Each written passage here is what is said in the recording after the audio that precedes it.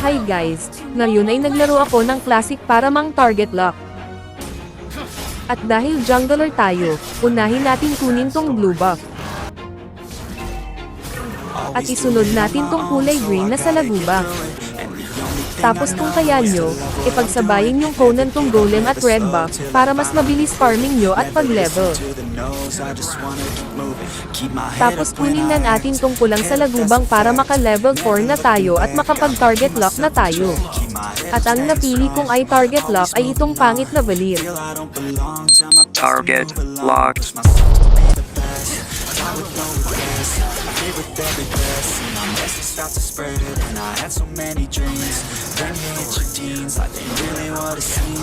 Another one.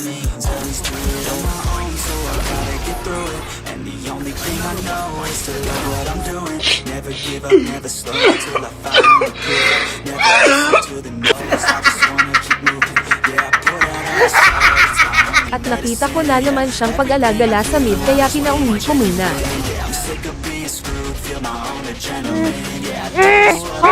At nakita ko rin pakalat-kalat si Direct kaya pinauwi ko na rin.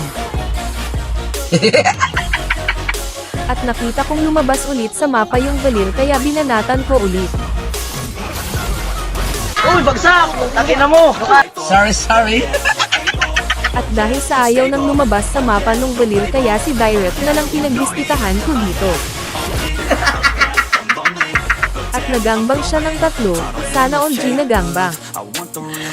Sana all. Kahit nasa tore ka, papasukin kita hahaha.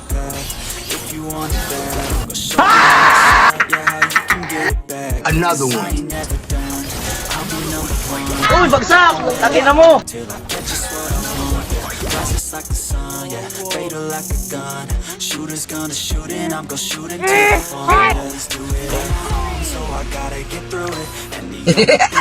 Talo!